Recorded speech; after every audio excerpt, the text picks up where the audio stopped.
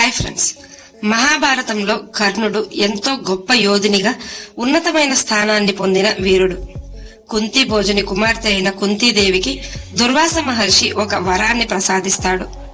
దుర్వాస మహర్షి ప్రసాదించిన ఆ మంత్రంతో సూర్యభగవానుండి ప్రార్థిస్తుంది. దాంతో సూర్యుని అనుగ్రహంతో సహజ కవచ కుండలాలతో అలాగే సూర్యుని యొక్క తేజస్సుతో కుంతీదేవికి కర్ణుడు జన్మిస్తాడు. కాని అప్పటికి కుంతీదేవికి వివాహం జరగనందున సమాజంలో ఆమెకు అలాగే ఆమె తండ్రికి అపకీర్తి కలుగుతుందేమోనని భావించి ఆ బిడ్డను ఒక పెట్టెలో పెట్టి నీటిలో వదిలేస్తుంది. ఆ బిడ్డ రథసారథులకు కనబడడంతో వారు తీసుకెళ్లి పెంచి పెద్ద చేస్తారు. అలా రథసారథుల ఇంట పెరిగిన ఆ బిడ్డే కర్ణుడు. కర్ణుడు మహావీరుడయ్యాడు. కర్ణుడు సూతుల ఇంట పెరిగినందున తన జీవితమంతా ఎన్నో కష్టాలను అవమానాలను ఎదుర్కొన్నాడు. కర్ణుడు అతిరథ మహారథులలో ఒకడు. జన్మించడమే కవచకుండలాలతో జన్మించడం మరొక విశేషం. అయితే మహాభారతంలో కర్ణుని కవచకుండలాలను ఛేదించగల యోధులు 3 మాత్రమే ఉన్నారు. కర్ణుని కవచకుండలాలను ఛేదించగల ఆ 3 మహాయోధులు ఎవరు? వారు ఎలా ఛేదించగలరు? ఇలాంటి సందేహాలన్నింటికీ సమాధానాలు ఈ వీడియోలో తెలుసుకుందాం. వీడియో చూస్తున్న వారిలో ఎవరైనా శ్రీకృష్ణుని భక్తులు ఉన్నట్లయితే తప్పకుండా జై శ్రీకృష్ణ అని కామెంట్ చేయండి. అంతకంటే ముందు ఎవరైనా మన ఛానల్ ని ఫస్ట్ టైం చూస్తుంటే ప్లీజ్ సబ్స్క్రైబ్ చేసుకోండి. అలాగే ఈ వీడియోని తప్పకుండా లైక్ చేయండి. మీ ఒక్క లైక్ మాకెంతో సపోర్ట్ నిస్తుంది. మహాభారతంలో మనకు బాగా గుర్తుండే పాత్రలు అలాగే వాటిలో ఎంతో గొప్పగా చెప్పబడిన వీరులు ఉన్నారు. అలాంటి వీరులు మహాయోధుల గురించి మనకు మహాభారతం అంతా కనపడుతూనే ఉంటుంది. అలాంటి వారిలో శ్రీకృష్ణుడు, అర్జునుడు, ధర్మరాజు, భీముడు, భీష్ముడు, కర్ణుడు, ద్రోణాచార్యుడు, అశ్వత్థామ ఇలా చాలా పాత్రలే ఉన్నాయి. అయితే వారందరిలో ఒక్కొక్క ప్రత్యేకత ఉంది. అలాంటి ప్రత్యేకతల వల్లే గొప్పవారిగా గుర్తించబడ్డారు. అలా కర్ణునికి దానగుణంతో పాటు కవచకుండలాలు కూడా ఒక ప్రత్యేకమైనవిగా చెప్పబడ్డాయి. అంతటి ప్రత్యేకమైన కవచకుండలాలు కర్ణునికి పుట్టుకతోనే ఎలా వచ్చాయనే విషయాన్ని మనం ఇప్పుడు తెలుసుకుందాం. దక్ష ప్రజాపతికి ఒక కుమార్తె ఉండేది. ఆమె పేరే మూర్తి. దక్ష ప్రజాపతి తన కుమార్తెకు ధర్ముడు అనే ప్రజాపతిని ఇచ్చి వివాహం జరిపిస్తాడు. మూర్తికి ధర్మునికి సంతానం కలుగుతారు. వారే నరనారాయణులు. నరనారాయణులు జన్మించగానే బదరికాశ్రమానికి వెళ్లి తపస్సు చేసుకోసాగారు. అలా నరనారాయణులు చేసే ఘోర తపస్సు గురించి ఇంద్రునికి తెలుస్తుంది. ఇంద్ర పదవికై వారు తపస్సు చేస్తున్నారేమోనని భావించి నరనారాయణుల యొక్క తపస్సు భంగం చేయడానికి అప్సరసలైన రంభ, మేనక, తిలోత్తమలను భూమిపైకి పంపుతారు. కాని అప్సరసలు నరనారాయణుల తపస్సును ఏమాత్రం భంగం కలిగించలేకపోతారు. నరనారాయణులు ఏమాత్రం చలించకుండా తపస్సు చేసుకుంటూ ఉంటారు. కాని అప్సరసలు వారి ప్రయత్నాన్ని కొనసాగిస్తూనే ఉంటారు.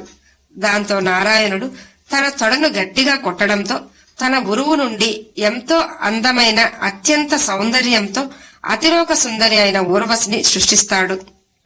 నారాయణుడు ఆ అప్సరసలకు ఊర్వశిని వారితో పాటు దేవలోకంకు తీసుకెళ్లి ఇంద్రునికి వారి బహుమతిగా పంపినట్లు చెప్పమని చెప్తాడు.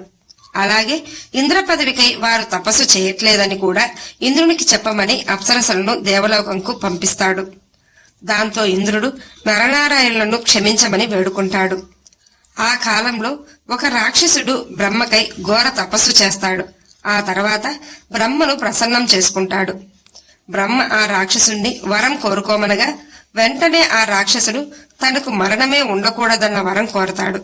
దాంతో బ్రహ్మ అది అసాధ్యం, ఎందుకంటే భూమిపై జన్మించిన ప్రతి ఒక్కరూ ఏదో ఒక రోజు మరణించాల్సిందే, కాబట్టి ఇంకేదైనా వరం కోరుకోమని చెప్తాడు.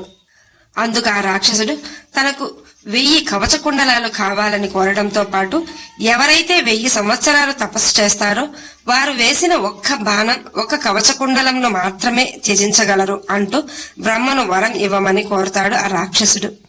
ఇక బ్రహ్మ చేసేదేమీ లేక తప్పక ఆ వరాన్ని రాక్షసునికి ప్రసాదిస్తాడు.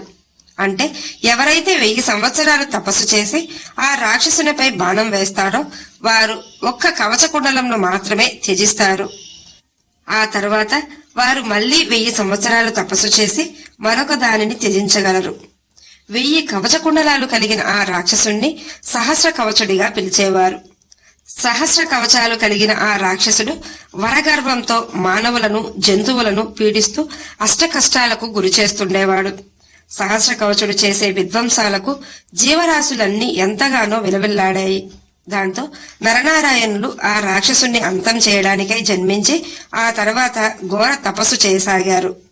సహస్ర కవచునికి నరనారాయణుల గొప్పతనం గురించి విని ఎలాగైనా వారితో యుద్ధం చేసి తన గొప్పతనం లోకమంతా చాటాలనుకుంటాడు. వెంటనే సహస్ర కవచుడు నరనారాయణులు తపస్సు చేసుకుంటున్న బదరికాశ్రమానికి వెళ్లి అక్కడ అంతా ధ్వంసం చేస్తుంటాడు. అది గమనించిన నరనారాయణులు ఏం కావాలంటూ సహస్ర కవచుడిని అడుగుతారు. దాంతో సహస్ర కవచుడు తనతో యుద్ధం చేయడానికి రమ్మని పిలుస్తాడు. వెంటనే నారాయణుడు 1000 సంవత్సరాల పాటు యుద్ధం చేసి సహస్ర కవచునికి ఉన్న 1000 కవచ కుండలాలలో ఒక దాన్ని త్యజిస్తాడు. అలా వీరిద్దరికీ యుద్ధం జరుగుతున్న సమయంలో నరుడు ఆ 1000 సంవత్సరాలు తపస్సు చేస్తూనే ఉంటాడు. నారాయణుడు ఒక కవచ కుండలాన్ని త్యజించగానే తిరిగి తపస్సుకు వెళ్లిపోతాడు. ఆ సమయంలో నరుడు సహస్ర కవచునితో యుద్ధం మరొక 1000 సంవత్సరాలు చేసి మరొక కవచ కుండలాన్ని త్యజిస్తాడు. అలా వారిద్దరూ ఒకరి తర్వాత ఒకరు సహస్ర కవచునితో యుద్ధం చేసి 997 కవచ కుండలాలను త్యజిస్తారు. ఆ తర్వాత సహస్ర కవచుడు నరనారాయణులను క్షమించమని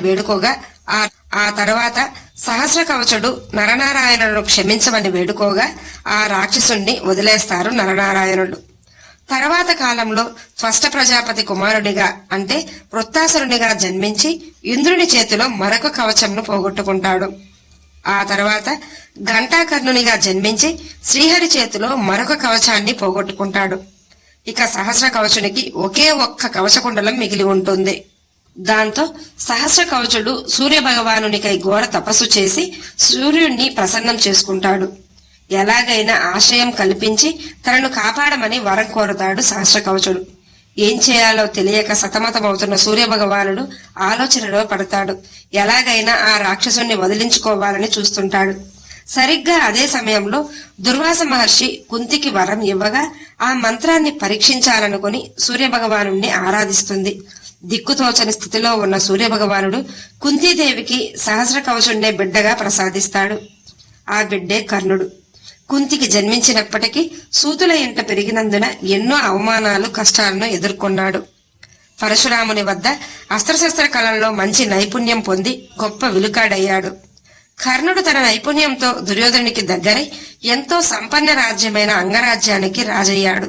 అయితే కర్ణునికి ఉన్న కవచకుండలాన్ని ఎవరు ఛేదించగలరనే విషయానికొస్తే నరనారాయణులే శ్రీకృష్ణార్జునులుగా ద్వాపర యుగంలో జన్మించారు. శ్రీకృష్ణుడు శ్రీ మహావిష్ణువు యొక్క అవతార పురుషుడైన శ్రీకృష్ణుడు తన సుదర్శన చక్రంతో కర్ణుని కవచకుండలాలను ఛేదించగల మహాయోధుడు. ఆ తర్వాత అర్జునుడు కూడా తన పాశుపతాస్త్రంతో ఛేదించగలడు. కాని పాశుపతాస్త్రం ఎవరిపైన ప్రయోగించాలని అర్జునుడు అనుకోలేదు. ఆ తర్వాత అశ్వత్థామ తన నారాయణాస్త్రంతో ఛేదించగలడు. అయితే అశ్వత్థామ కూడా మహాభారత యుద్ధంలో కౌరవుల వైపే పోరాడాడు. ఇక శ్రీకృష్ణుడు యుద్ధం చేయనని మాటిచ్చాడు. అశ్వత్థామ కర్ణుడు కౌరవుల పక్షాన నిలబడ్డారు. ఇక మిగిలింది అర్జునుడు పాశుపతాస్త్రం ప్రయోగించడు. అలాంటప్పుడు కర్ణుని కవచకుండలాలను ఎవరూ త్యజించలేరని భావించిన ఇంద్రుడు మారువేషంలో వచ్చి దానవీరుడైన కర్ణుణ్ణి కవచకుండలాలను దానంగా కోరతాడు. దానగుణంలో కర్ణుణ్ణి మించిన వారే లేరు. దానం అడగ్గానే తన కవచకుండలాలను కురుక్షేత్ర యుద్ధంకు ముందే కర్ణుడు ఇంద్రునికి దానంగా ఇచ్చేస్తాడు. అందుకే కురుక్షేత్ర యుద్ధంలో తనకున్న శాపాల కారణంగా కర్ణుడు అర్జునుడు వేసిన అంజలీకాస్త్రం వలన మరణిస్తాడు. కర్ణుడు ఎంతో గొప్ప దానగుణం కలవాడు, మహాయోధుడు. ఈ వీడియో మీకు నచ్చినట్లయితే లైక్ చేయండి, షేర్ చేయండి, అలాగే సబ్స్క్రైబ్ చేసుకుని పక్కనే ఉన్న బెల్ ఐకాన్ ని ఆన్ లో ఉంచుకోండి. Thanks for watching.